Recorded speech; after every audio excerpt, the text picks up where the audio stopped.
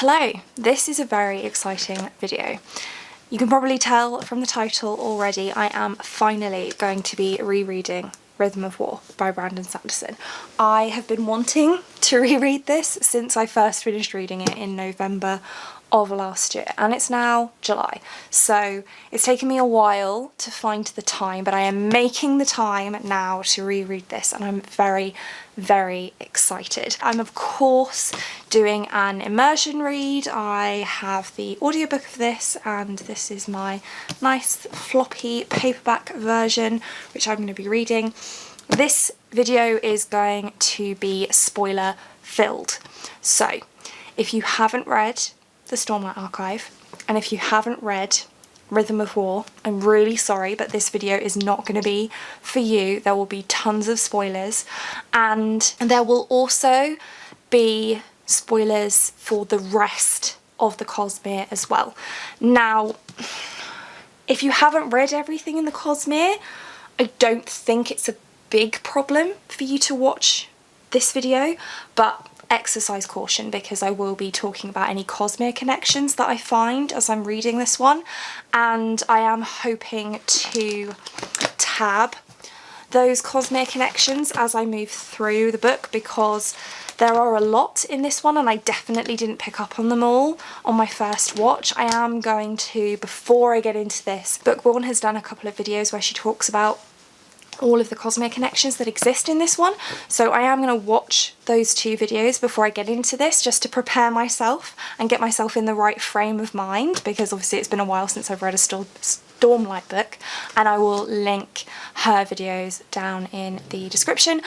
Funnily enough, I'm actually doing a live show on Joanna's channel on Saturday, so the day after tomorrow, and Bookborn will be there, as will myself and Joanna, of course, from Joanna Sosa, and Abby from the channel Abby Salter, and Elle from the channel Elliot Brooks, and Ben from the channel Overly Average Ben.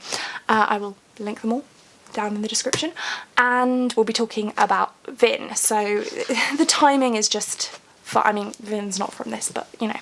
Anyway, point is, this is going to be very spoilery, so just be aware of that. I'm very much looking forward to reading this. I am hoping that I'm going to be pretty good about updating this particular vlog pretty consistently throughout this read, and I'm honestly just really excited. Okay, I watched the videos to get me in the COSMERE frame of mind, and I've just read the prologue and I've already tabbed a number of things. So I've got these tabs here. I'm actually going to use blue for Mistborn type references because the UK paperbacks are white and blue, and red for Stormlight because the UK paperbacks are red and white, and green for Elantris, same reason, and then yellow as Warbreaker as default. And I kind of need another colour for kind of short story works, but I'll figure that out later. But I've got one blue and I've got one red so far. So the first blue one is: Navani spotted the house steward, a white bearded man with too many rings on his fingers, hovering in the stairwell to the palace proper. He was fidgeting with the rings on his left hand. So I'm pretty sure that he's a terrace steward. I'm not the only one with that theory. His name is Gara. And then on the following page, Navani overhears a conversation between Gavilar and a couple of ambassadors, and one of them is Makabaki and one of them is Vorin, but they're heralds. We find that out on the next page but one, because one of them gets referred to as Nail, who we know is a herald from as far back as Edgedancer. But anyway, so they're saying being able to bring them back and forth from Braze doesn't mean anything. One said it's too close to be irrelevant distance. So Braze is another planet in the Roshar system. It was impossible only a few short years ago, said a deep, powerful voice. Gavilar, this is proof. The connection is not severed and the box allows for travel. Not yet as far as you'd like, but we must start the journey somewhere. So I don't actually know what the connection is and what this box is that we're talking about, but then on the next page it says, "Gentlemen," Gavilar said to the two ambassadors, "I will need to excuse myself." The nervous foreign man ran his hand through his wispy hair. "I want to know more of the project, Gavilar. Plus, you need to know that another of us is here tonight. I spotted her handiwork earlier," so that's obviously another one of the heralds. "I have a meeting shortly with Meridas and the others," Gavilar said. "They should have more information for me. We can speak again after that." So presumably the others, he's talking about the Ghostbloods.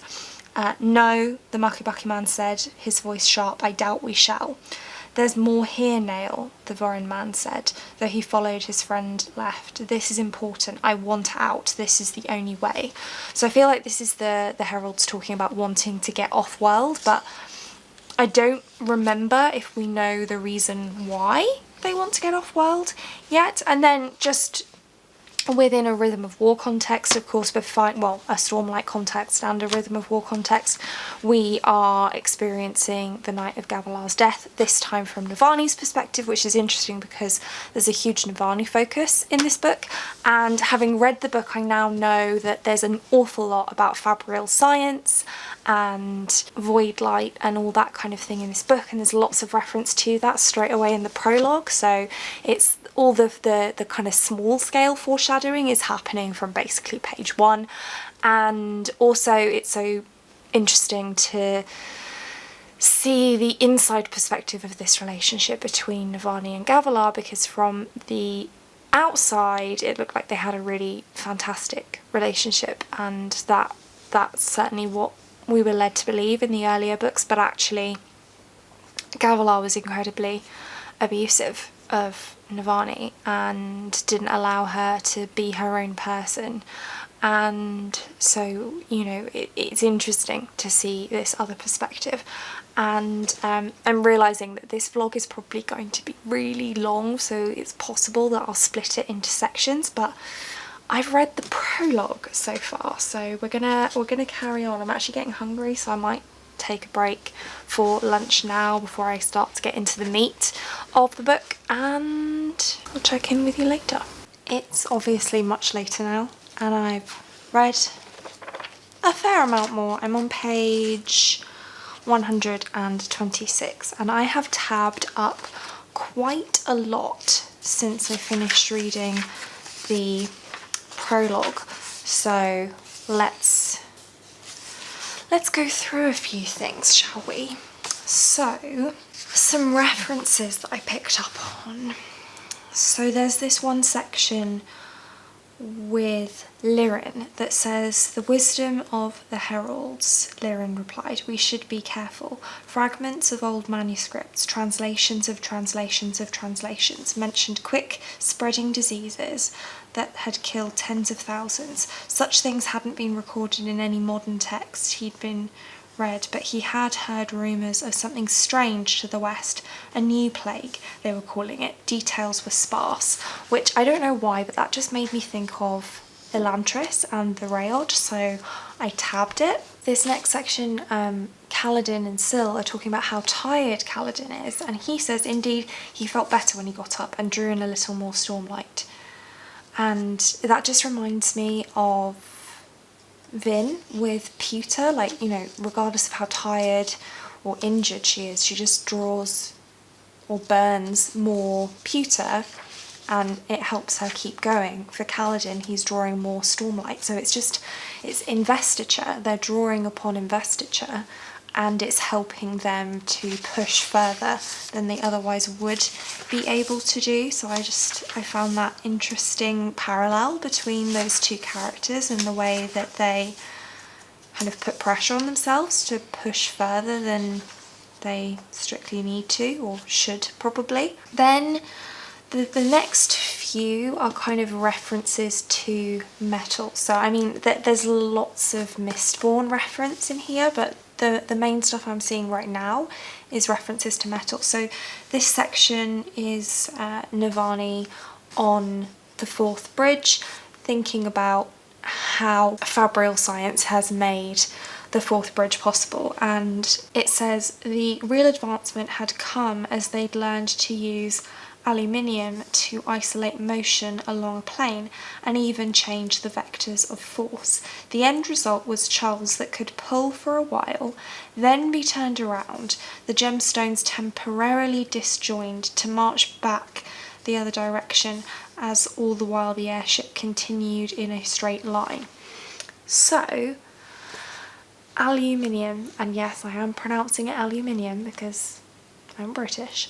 Aluminium in Scadrial is used to drain away all metal reserves. So basically all of the investiture is drained away by the aluminium. Now investiture is what fabrials are using, I think, to work, and then when they apply aluminium it stops working, and then when they take the aluminium away again it starts working again. So I just thought that was an interesting kind of correlation there. And then there's quite a lot in the epigraphs, sort of from chapter 6 onwards. So the epigraphs are Navani giving a lecture, in part 1 at least, they're Navani giving a lecture on fabrial science and how spren are captured in fabrials, and how spren are captured in gemstones, and then those gemstones become fabrials through application of metals. Now, aside from the whole Rosharan sadness about imprisoning spren, the metal application is particularly what I'm pointing out here.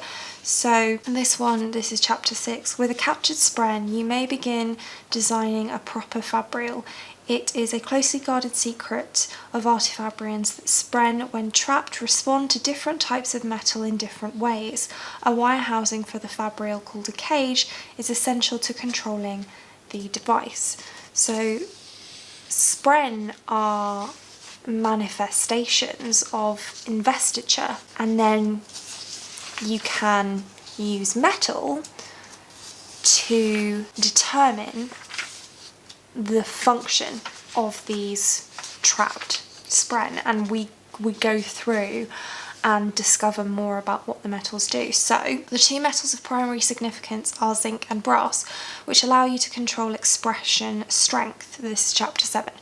Zinc wires touching the gemstone will cause the spren inside to more strongly manifest, while brass will cause the spren to withdraw and its power to dim. So zinc and brass are the emotion metals in Scadrial. So zinc is the rioting metal and brass is the soothing metal. And in this context, the zinc is basically inflaming the spren's power, and the brass is diminishing it, so rioting and soothing. So that's really interesting. So the metals are working in exactly the same way on Roshar as they are on Scadrial when combined with investiture. Again, chapter 8. A bronze cage can create a warning fabrial, alerting one to objects or entities nearby. Bronze, of course, being the metal on Scadrial that enables an allomancer to detect other allomancers. So a warning of sorts. And then finally, or at least as far as I've got anyway, we're in the scene where Moash is manipulating Kaladin's depression and trying to persuade him that he ought to commit suicide and that would be better for him and for everyone. And then Renarin comes to his rescue, to Kaladin's rescue. And I'll just read this section. Light exploded into the room, clean and white like the light of the brightest diamond, the light of the sun, a brilliant, concentrated purity. Moash growled, spinning around, shading his eyes against the source of the light which came from the doorway. The figure behind it wasn't visible as anything more than a shadow. Moash shied away from the light, but a version of him, transparent and filmy, broke off and stepped toward the light instead. like an after image. In it, Kaladin saw the same Moash, but somehow standing taller, wearing a brilliant blue uniform. This one raised a hand, confident, and although Kaladin couldn't see them, he knew people gathered behind this Moash, protected, safe. And I just thought that was interesting. So we know that Renarin has bonded with a Void Spren, and so his surges work differently. He's a truth watcher, but he can't create images like Shallan can, which is something that he should be able to do as a truth watcher, but he can't. His surges work differently because he's bonded a Void Spren. And we don't really know what the implications of that are, and I don't remember finding out anything more about that in here, although I suspect we'll find out more in book 5. But the reason I kind of tabbed that particular portion was because that sounds a lot like what Gold and Electrum do in Mistborn, and that just reminded me of, you know, the experience that Vin had when she burned Gold, and the experience that Vin had when she burned Electrum while looking at the Lord Ruler. So I don't know what that means for how Renarin's powers are working, but yeah, I don't know, maybe I'm reading too much into it, but I feel like Sanderson doesn't put stuff like this in unless it's relevant, you know, and it seems too similar to just be a coincidence. I don't believe in coincidences in Sanderson's works, so that's how far I am. In terms of the story itself, I hate Moash, and I particularly like, you know, if he was just fighting Kaladin and causing him physical injury, that would be one thing, but he's like manipulating him and using his knowledge of the deeply personal information that Kaladin shared with him when they were friends to, you know, trigger his depression and make him worse. So I really don't like Moash. I find Lirin very annoying. It's like, give your son a break. So circumstances meant that he became a soldier rather than a surgeon. Get over it and support your son. Like, it's annoying. Now I know that gets sorted, but while it's happening, it's annoying. And I also know we're just about to come to the bit where Dalinar basically sacks Kaladin, and it's gonna be so sad. So yeah, it's currently 10 o'clock, so I am going to carry on reading. I don't know if I'll update again tonight, and I am thinking, because these clips are quite long, that I might split this vlog into like parts. So I might do one for each of the 5 parts of the story, or I might do just 2 vlogs. I'm not sure yet. I'm gonna have to see how long the footage gets, but definitely gonna have to do more than one video here. And yeah, that's where I'm at so far, and I will check in again when I have more to share. It's Friday night now. I'm on page 225, so I've read about another 100 pages. I honestly don't know where I was the last time I updated you. I think I was around page 125. Yeah. So I think the last thing I talked about was this kind of image that Renarin created when he was rescuing Kaladin from Moash, and I said that I thought that it might have been something similar to what Gold or Electrum do, but actually I think on reflection it's probably more likely that it's what Malatium.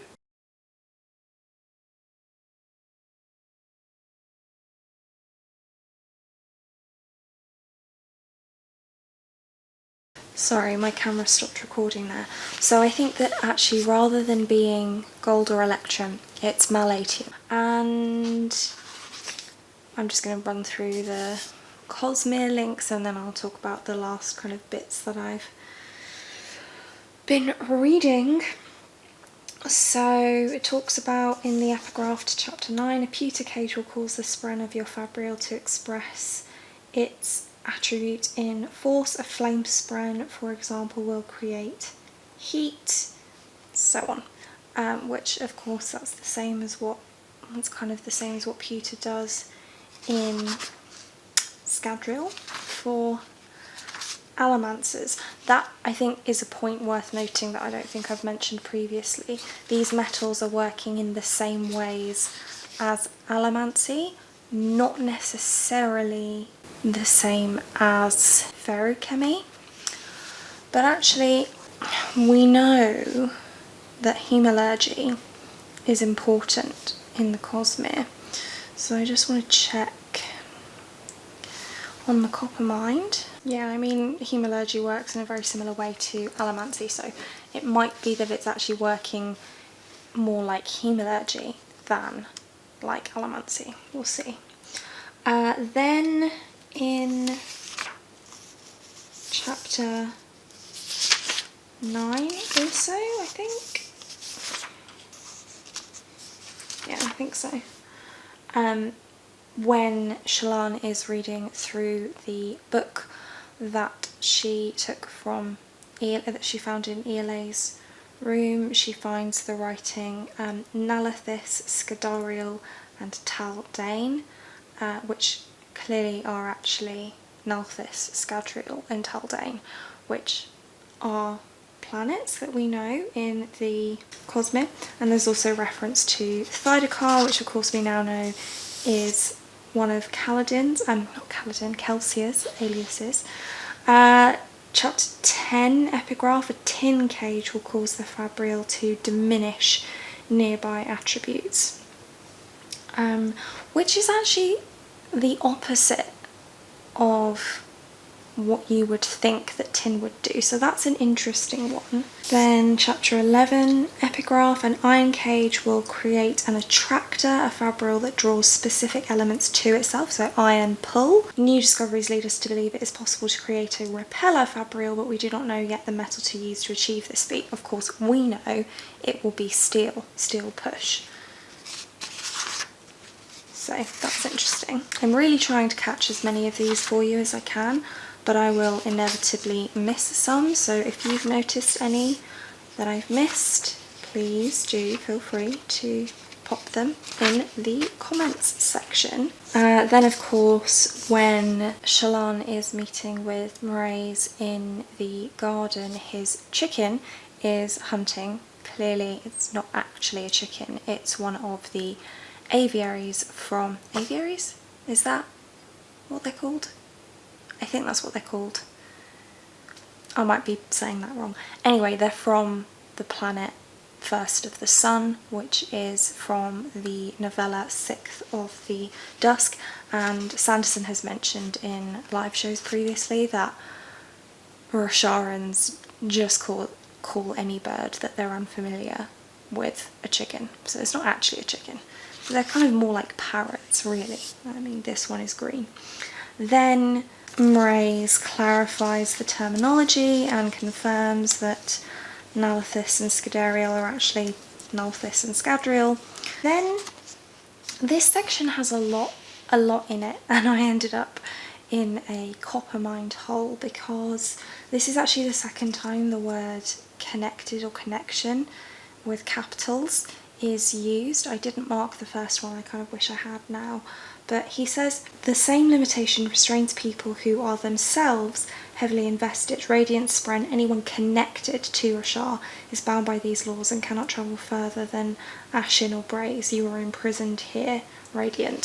So he's talking about moving invested objects around the COSMERE via Shadesmar, and he's talking about the fact that they become heavy the further away from the world they're connected to they get, which is why it's so difficult to move invested items from one place to another. He says that he thinks he knows how to do it, and clearly he must because he has an aviary, so you know that's a bird from and an invested entity from First of the Sun, which is a different planet. And at this time in the COSMERE, we don't have space travel. We find out later in this book that the, was it the Fused or the Singers? I can't remember which one it was. Find out later. Tried space travel and they died. So space travel isn't possible yet. Era 4 of Mistborn is space travel, but that's in the future of the COSMERE. Not just the books, but like the in-world future. So they have to travel via Shadesmar. And clearly, Hoyd and the other world hoppers are invested beings who are moving between COSMERE worlds. So it is possible, but it's difficult. And the Ghostbloods seem to be trying to figure out how to do that, because of course it would be valuable to be able to move investiture around the COSMERE. But I feel like this connection point is going to be important within the COSMERE for some reason.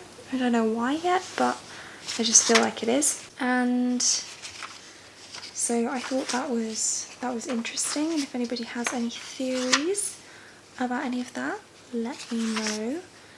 I will probably talk about my own theories as and when they come up. My main theory, and I'm like heartbroken, but I'm positive that I'm right about this. I think Kaladin will die in book 5. There's just too much pointing towards that happening, but I've also heard a theory that Syl is actually Honor, and I love that theory.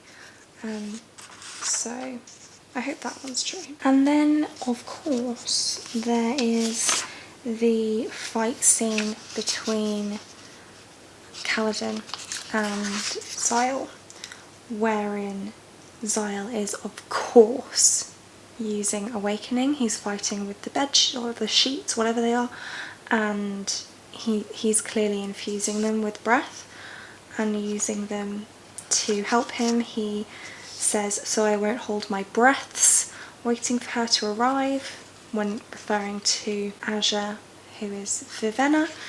And then he also gives the explanation about type 1 and type 2 invested entities. So this is part of COSMERE science that I personally find quite confusing.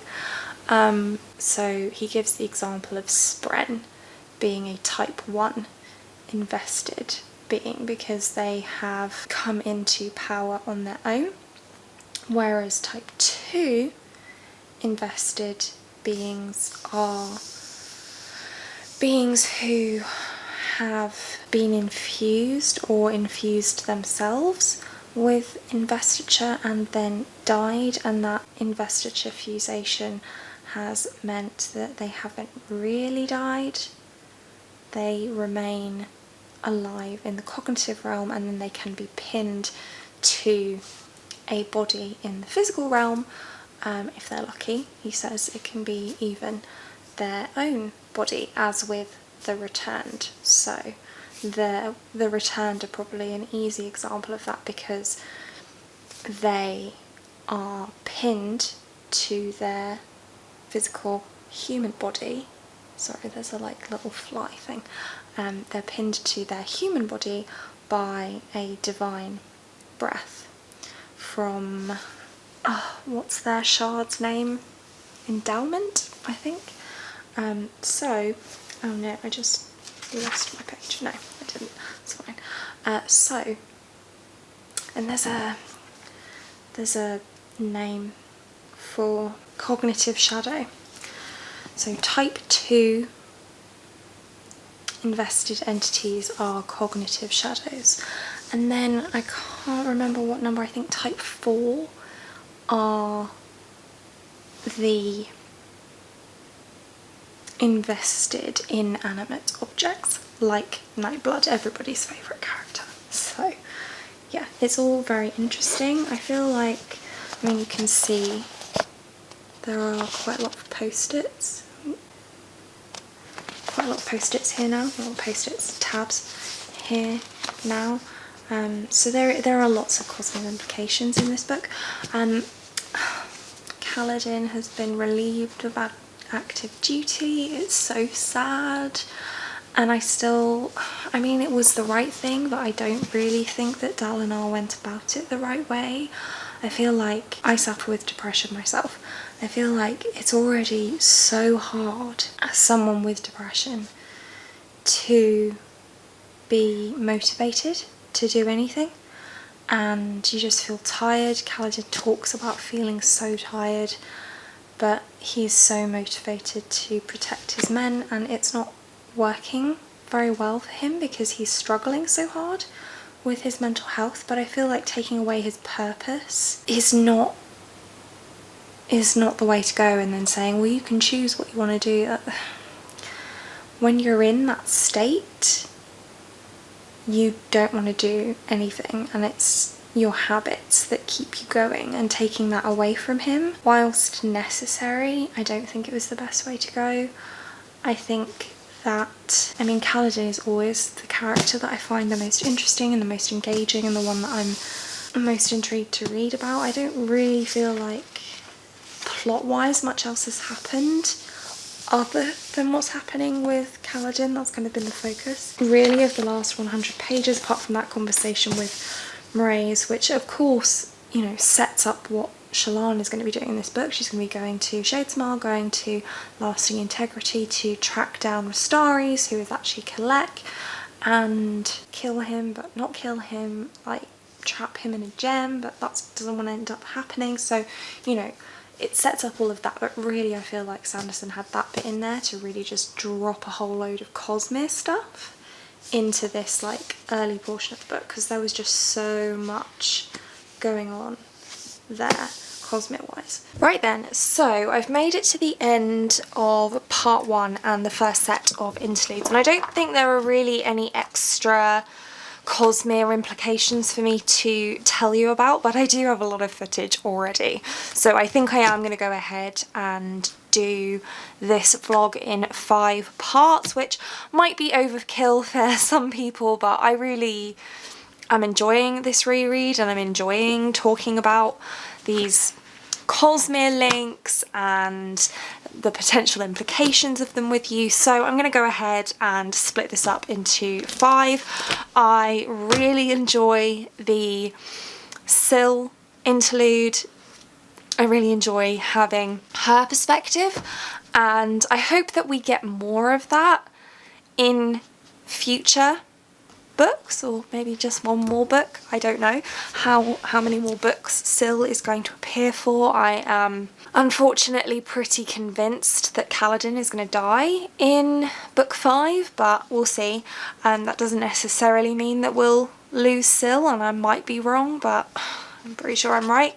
Anywho, I have read part 1 and the first set of interludes, so I have actually continued on, and so I'm going to go ahead and end this particular vlog here, and I will see you soon for part 2. Don't forget to check out Ponderful Books in the description, and that's it for this one. Thank you so much for watching. If you like this video and want to see more like this from me, then do think about hitting that subscribe button, and I hope to see you here again soon. Thanks!